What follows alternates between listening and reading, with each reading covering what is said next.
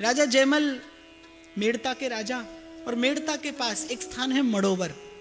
वहां का जो सरदार था वो बड़े लंबे काल से मेड़ता पर आक्रमण करता था और हर बार पराजित हो जाता था।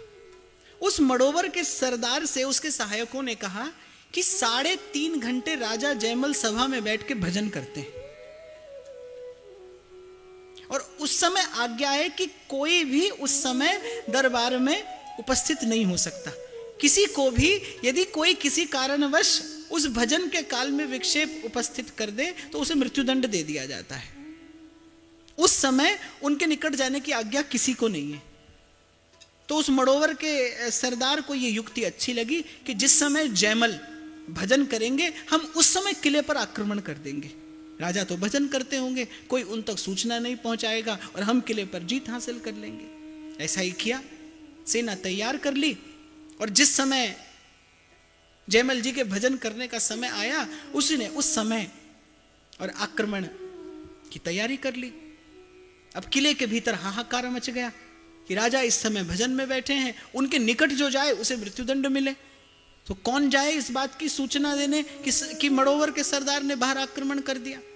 तो सबने युक्ति निकाली कि जयमल जी की माता जी को भेजा जाए, उन्हें इस प्रकार का दंड नहीं दिया जा सकता।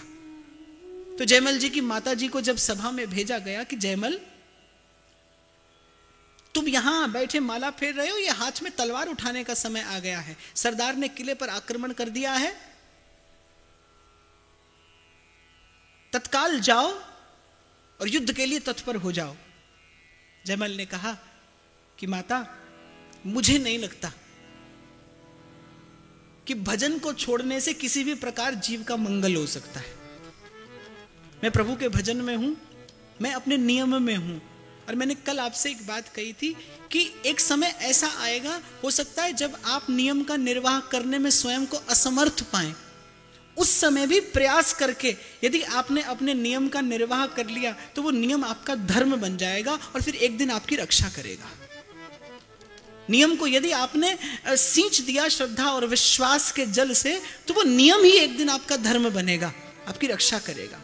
वो इस संसार में, इस लोक में आपकी विजय का हेतु बनेगा। राजा जयमल ने माता जी से कह दिया कि मां, मैं जिसका हूं उसे मेरी चिंता है, मैं अपने उन प्रभु का भजन करता हूं। अभय पद दे विभीषण को किया लंकेश पल भर में, उसी के हाथ है मेरी नाव तो किस बात की चिंता।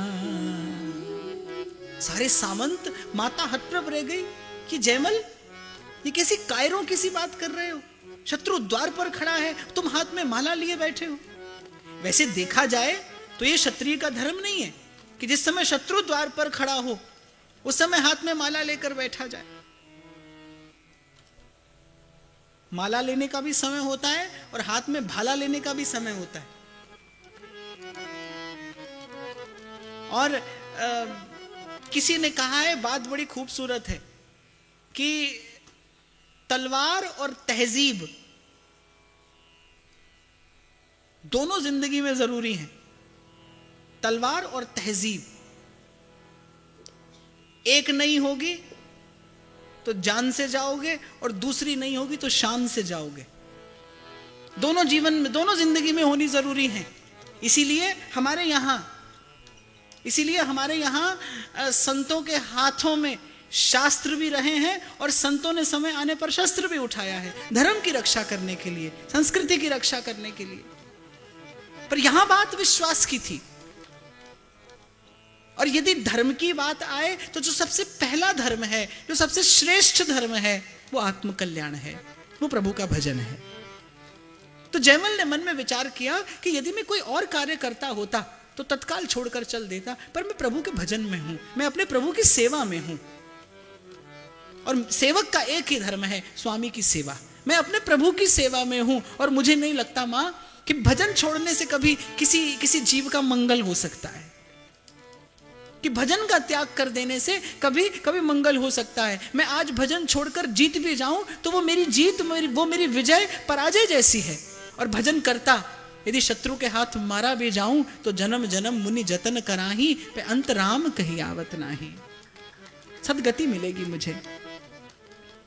राजा की ऐसी अद्भुत निष्ठा देखकर प्रभु का सिंहासन डोला, प्रभु से रहा नहीं गया। अस्तबल में घोड़ा तैयार था कि जाने कब राजा आएंगे और बैठकर चल देंगे युद्ध करने। राजा तो वहां बैठे भजन करते रहे और कोई आया जयमल का भेष धरे, घोड़े पर बैठकर अकेला चला गया रण क्षेत्र में और अकेला ही सारी शत्रु की सेना को पराजित करके लौट आया। जिस स्थान से घोड़ा खोला था उसी स्थान पर घोड़ा बांध दिया। उधर जयमल का भजन पूरा हुआ और कहा अब चलकर देखा जाए, अब चलकर शत्रु से निपटा जाए। और जब राजा जयमल पहुंचे अस्तबल में घोड़े पर बैठकर रण क्षेत्र में जाने के लिए, तो क्या देखते हैं, घोड़ा बड़ा थका है, पसीना चूरा है घोड़े के शरीर से, जैसे अभी अभी कोई बड़ी लंबी यात्रा के बाद इसे यहां छोड़कर गया हो।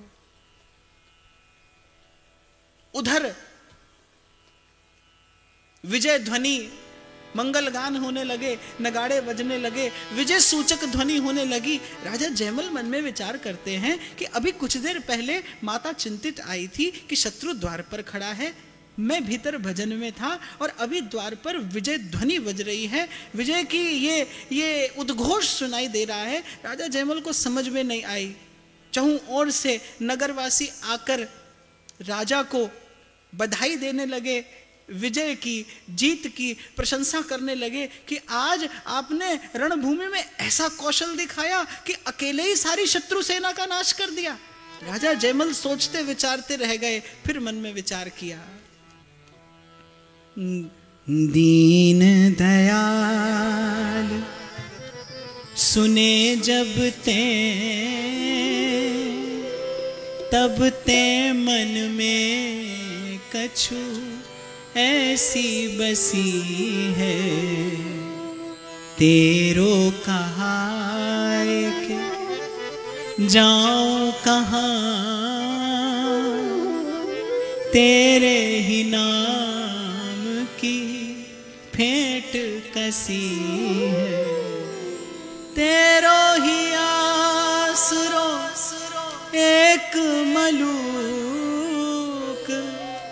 नहीं तुम सा कोई और जसी है, ए हो मुरारी पुकार कहो, अब मेरी हंसी नहीं तेरी हंसी है, ए हो मुरारी। उसी घोड़े से लिपट लिपट कर रोने लगे, अपने घोड़े से कहने लगे कि अरे कितना बड़भागी है जो तुझे मेरे प्रभु के श्री अंग का संस्पर्श लाभ हुआ है। प्रभु ने आज तेरी सवारी करके तेरा जन्म जीवन कृतार्थ कर दिया। मंदिर में पहुंचे, श्री ठाकुर जी को छाती से लिपटा, रोने लगे, प्रभु मुझसे तो जीवन भर आपकी कोई सेवा बन नहीं पड़ी, मैं तो जीवन भर आपकी किसी सेवा के योग्य स्वयं को नहीं कर पाया। मेरे आधे अधूरे इन भावों को स्वीकार करके आपने अपनी कृपा का आज कैसा परिचय दिया कि मुझ दास के लिए आपने इतना परिश्रम किया। घोड़े को देखा जब जयमल ने, परिश्रम से परिश्रांत क्लांत वो घोड़ा लथपथ पसीने से रण क्षेत्र में सारी शत्रु सेना से वो घोर युद्ध करते हुए, कितना श्रम मेरे प्रभु को हुआ होगा। राजा जयमल का कलेजा निकल निकल के बाहर को आता है। प्रभु की करुणा का विचार करके तो हम तो बस लगा लें, उनसे निभानी और कौन जानता है।